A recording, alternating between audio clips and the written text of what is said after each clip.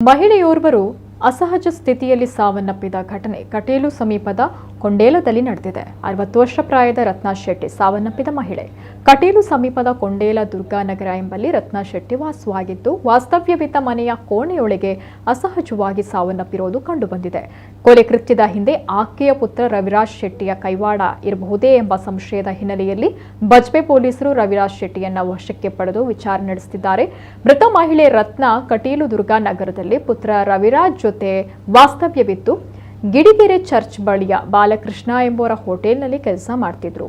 ಶುಕ್ರವಾರ ಅನಾರೋಗ್ಯದ ನಿಮಿತ್ತ ಕೆಲಸಕ್ಕೆ ಹೋಗಿರಲಿಲ್ಲ. ಈ ನಡುವೆ ಪುತ್ರ ರವಿರಾಜ್ ಶೆಟ್ಟಿ ತಾಯಿ ಜೊತೆ ವಾಸ್ತವ್ಯವಿದ್ದ ಕೋಣೆಗೆ ಬೀಗ ಹಾಕಿ ಹೊರಗೆ ಹೋಗಿದ್ದಾನೆ. ಭಾನುವಾರ ಬೆಳಿಗ್ಗೆ ಮನೆಯ ಪರಿಸರದಲ್ಲಿ ವಾಸನೆ ಬರ್ತಾ ಇರೋದನ್ನ ಕಂಡು ಅನುಮಾನದಿಂದ ಮನೆಯವರು ಮಹಿಳೆ ವಾಸ್ತವ್ಯವಿದ್ದ ಕೋಣೆಯ ಕಿಟಕಿಯ ಮೂಲಕ ಇಣುಕಿದಾಗ ಮಹಿಳೆಯ ಮುಖ ಬಟ್ಟೆಯಿಂದ ಮುಚ್ಚಿದ ಸ್ಥಿತಿಯಲ್ಲಿ ಹಾಗೂ ಕೈಕಾಲು ಕಟ್ಟಿದ ಸ್ಥಿತಿಯಲ್ಲಿ ಕಂಡುಬಂದಿದೆ.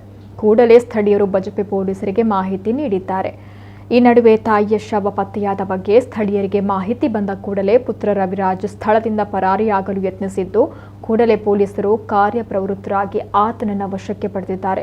ಸ್ಥಳಕ್ಕೆ ಮಂಗಳೂರು ನಗರ ಪೊಲೀಸ್ ಆಯುಕ್ತರು ಅನುಪಮ್ ಅಗರ್ವಾಲ್, ಎಸಿಪಿ ಮನೋಜ್ ಕುಮಾರ್, ಶ್ವಾನದಳ ಬೆರಳಚ್ಚು ತಜ್ಞರು, ಬಜ್ಪೆ ಪೊಲೀಸರು ಭೇಟಿ ನೀಡಿ ಪರಿಶೀಲಿಸಿ ತೀವ್ರ ತನಿಖೆಗೆ ಒಳಪಡಿಸಿದ್ದಾರೆ.